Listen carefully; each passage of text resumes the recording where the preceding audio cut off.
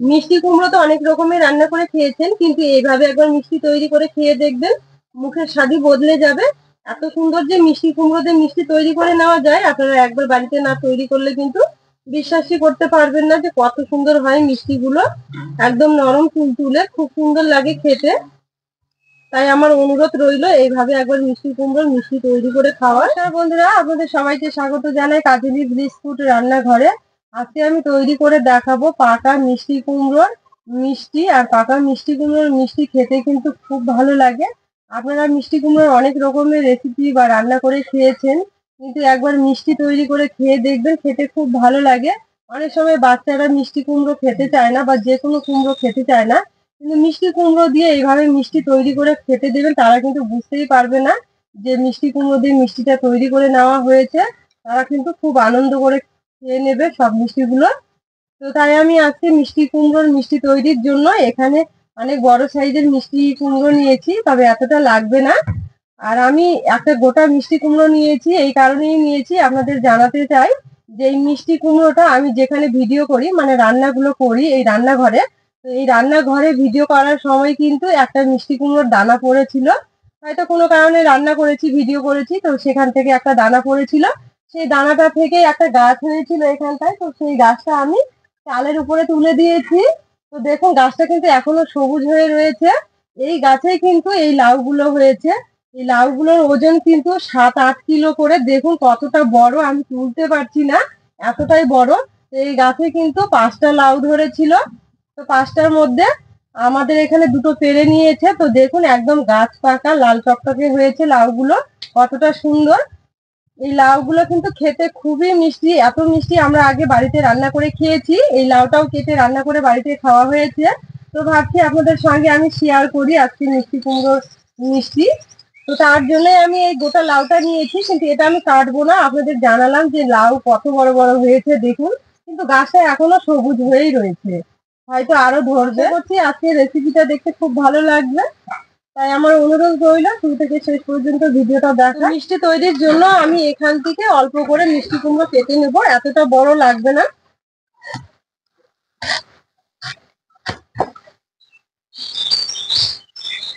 তো দেখুন মিষ্টি কুমড়োটা কত লাল, একদম গাছ পাকা।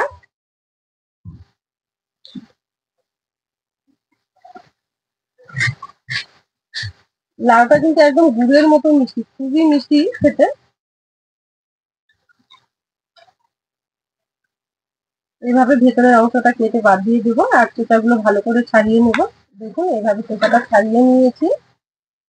এবার একটু পাতলা করে কেটে নেবো।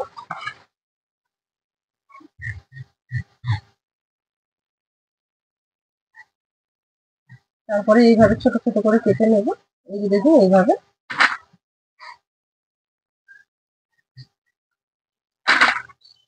যতটা পরিমাণে লাগবে আমি সেগুলো সবগুলো এইভাবে কেটে নেব। তো দেখুন এখান থেকে আমি অর্ধেকেরও কম নিয়েছি মিষ্টি কুমড়ো কেটে, পুরো 1 থালা হয়ে গেছে। তো এবার পরিষ্কার করে ধুয়ে তুলে নেব।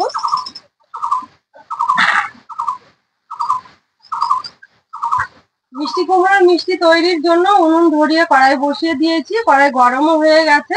এবার দেবো একটু ঘি।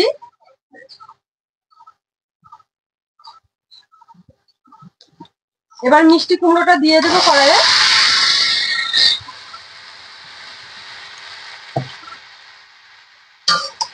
নেড়ে চেড়ে নেবো। এবার মিষ্টি কুমড়োটা সেদ্ধ করে নেওয়ার জন্য একটু জল দিয়ে দেবো। এখানে পাকা মিষ্টি কুমড়ো, একটু সেদ্ধ করার জন্য সময় লাগবে, একটু জল দিয়ে দেবো। আমি এখানে জল দেবো, আপনারা চাইলে কিন্তু জলের পরিবর্তে দুধও দিয়ে করে নিতে পারবেন, সেক্ষেত্রেও কিন্তু খুব ভালো হবে। এবার আমি থালাতে ঢেকে খুব ভালো করে লাউটা সেদ্ধ করে নেব। এবার আমি ঢাকা তুলে দেখে নেব। তো দেখুন অনেকটাই মিষ্টি কুমড়োটা নরম হয়ে গেছে, একদম নরম হয়ে গেছে এই যে। তো এবার আমি ঢেলে নেব।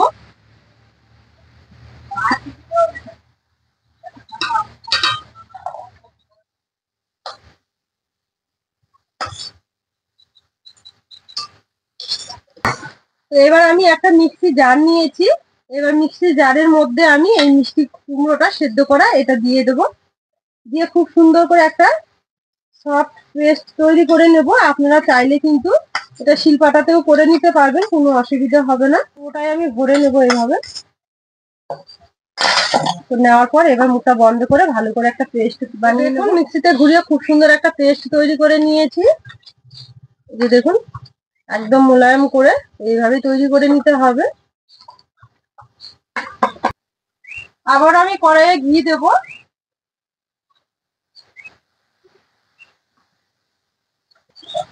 তো ঘি দেওয়ার পর এবার আমি কুমড়োর পেস্টটা দিয়ে দেবো। তো এবার খুন্তি দিয়ে খুব সুন্দর করে নাড়াচাড়া করে একটু শুকিয়ে নেব। একটু নেড়ে চেড়ে শুকিয়ে নিয়েছি। এবার দেব আমি মিষ্টি, ছোট বাটির হাফ বাটিরও একটু কম নিয়েছি, কারণ মিষ্টি কুমড়োটা খুবই মিষ্টি। তো তার জন্য একটু মিষ্টিটা আমি কম দেবো, তবে আপনারা পছন্দ মতো স্বাদ মতো মিষ্টিটা বাড়িয়ে কমিয়েও নিতে পারবেন। এবার দেবো খুব অল্প পরিমাণে লবণ। আমার মনে হয় মিষ্টি জাতীয় খাবারে একটু যদি লবণ দেওয়া যায় তাহলে কিন্তু মিষ্টির স্বাদটা আরো বেড়ে যায়। তো আবার একটু নেড়ে চেড়ে নেবো। এখানে আমি অরেঞ্জ কালারের ফুড কালার নিয়েছি, এবার এখানে অল্প পরিমাণে দিয়ে দেবো। তবে এটা আপনারা না দিয়ে চাইলে না দিয়েও করে নিতে পারবেন, পুরোটাই অপশনাল। সামান্য একটু দিয়েছি। আর এই ফুড কালারটা খেলে কিন্তু কোনো ক্ষতি নেই, সুন্দর একটা কালার আসার জন্যই কিন্তু আমি দিলাম। তো নেড়ে চেড়ে আবার এইভাবে মিশিয়ে নেবো। গুঁড়ো দুধ এখানে আমি 10 টাকা দামের এক প্যাকেট নিয়েছি গুঁড়ো দুধ। এবার পুরোটাই দিয়ে দেবো আমি। দুধ দেওয়ার পর আবারও নেড়ে চেড়ে ভালো করে শুকিয়ে নেব। দেখুন, একটু সময় ধরে নেড়ে চেড়ে খুব সুন্দর করে লাউটা আমি কষিয়ে নিয়েছি, মানে একটু শুকনো করে নিয়েছি। এবার নামিয়ে নেব। তো দেখুন, এইভাবে একটু টাইট করে নিতে হবে। তো এরকম করে নিয়েছি, হয়ে গেছে। এবার নামিয়ে নেব।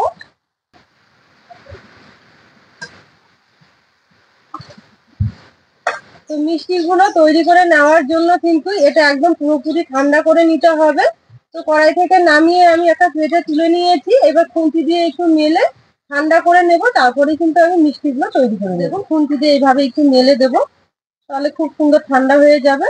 আর মিষ্টিগুলো তৈরি করাও কিন্তু খুব সুবিধা হবে। তো দেখুন, এটা আমি পুরোপুরি ঠান্ডা করে নিয়েছি। আর মিষ্টিগুলো তৈরি করার জন্য কিন্তু এটা খুব ভালো করে ঠান্ডা করেই নিতে হবে।